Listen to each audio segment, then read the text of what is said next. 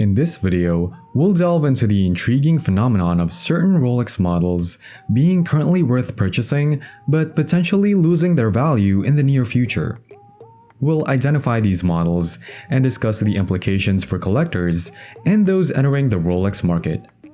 If you haven't already subscribed to our channel, be sure to do so to stay updated on future videos. Let's start with the Rolex Datejust.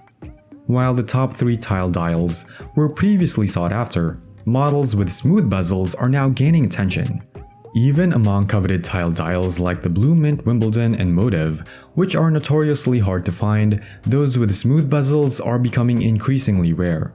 It's anticipated that some models will be discontinued this year. Despite coming with a Jubilee bracelet, the retail prices for these smooth bezel models range from $7,300 to $7,150, excluding options for the Oyster bracelet. However, if you're considering purchasing with the intention to resell for profit, it's worth noting that the potential for profit in this model is diminishing, despite its previous status as one of the top tile dials.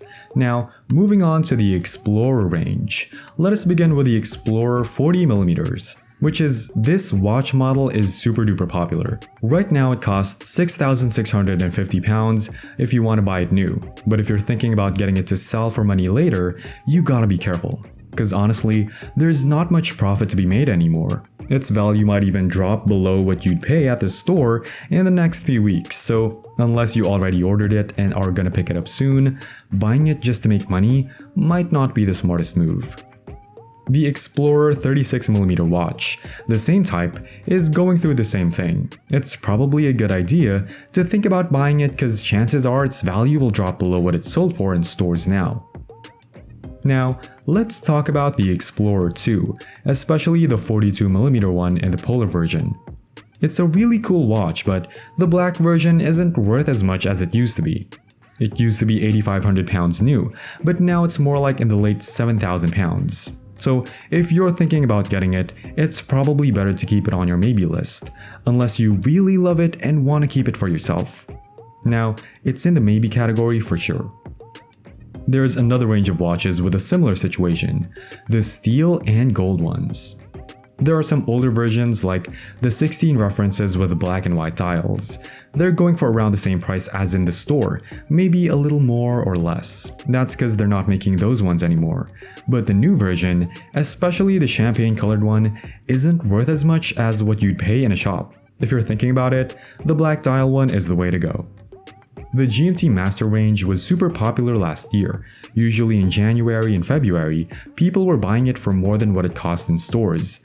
But now, with Rolex setting the price at $144,300, it's getting really close to just being the same price as in the store, or maybe a little more.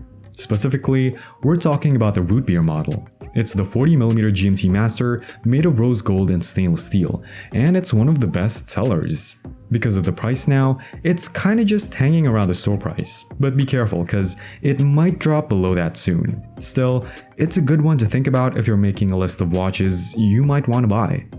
Another cool one in the GMT Master range is the new GR RNR. It's made of 18-karat yellow gold and stainless steel, and it's got this awesome two-tone bezel and a Jubilee bracelet. It used to cost $138 last year before the price went up on January 1. Now it's $146, which is getting really close to the store price. If you look online, the highest price you'll find is around $59,500. Even though it's a really great watch that we totally recommend right now, it's one to put on your maybe list, because of the prices being so close to store prices. The Day-Date watch with the black dial is unfortunately not doing so great in terms of value. Another watch in a similar situation is the Air King. People have mixed feelings about it. Some really like it and some don't. But the new 40mm version with a fancy sports professional case and crown guards is pretty cool. It costs £6,500 if you're thinking about buying it. So if you're thinking about getting this watch to make some money, it's probably best to put it on your maybe list. In a few months, it might end up being worth less than what it costs in the store. Same goes for the Deep Sea range, especially the Deep Sea James Cameron edition with the awesome blue and black dial. It's Rolex's most extreme diver's watch, can go super deep underwater like 3,900 meters and has a really thick case to handle all that pressure. It's been selling for a bit less than the store price because lots of people want it. The new version, the 13, costs £12,700 and is also a maybe watch. Right now it's okay, but in a few months, it might end up on the maybe list too. Now, let's talk about the Rolex Daytona. When you're picking out a special watch like this, choosing the best style is really important. If you're looking at the yellow gold category, which costs £26,800 in stores, and you're thinking about getting one with a champagne, white, black, or diamond dial, it's probably best to put it on your maybe list too.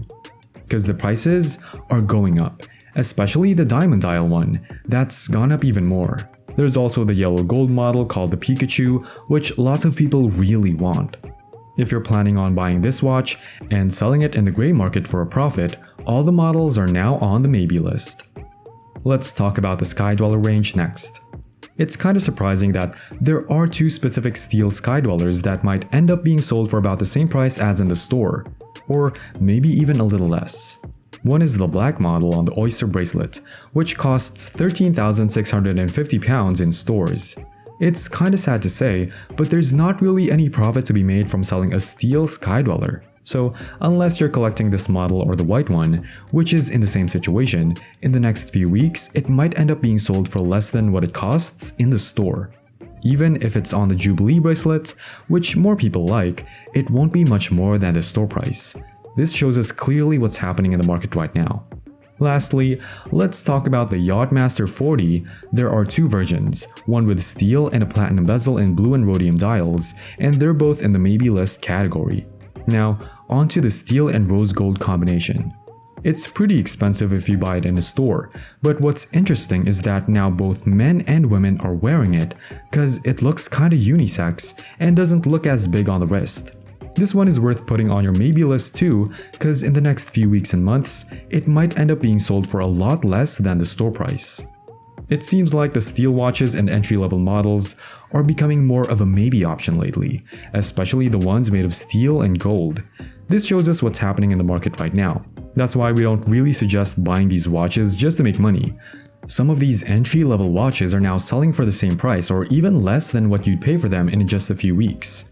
That's why we say it's best to put them on your maybe list. But if you really like the watch, go ahead and buy it, wear it, and enjoy it. As for my impressions on this topic, I think it's really interesting to see how the market for these watches is changing. It shows us how important it is to be careful when buying watches for investment purposes. And it's always a good reminder to buy something because you genuinely like it, not just because you think you can make money from it. If you found this video helpful or interesting, let us know in the comments below. And if you liked it, give us a thumbs up and follow us for more videos like this in the future. We appreciate your support and we look forward to seeing you again soon.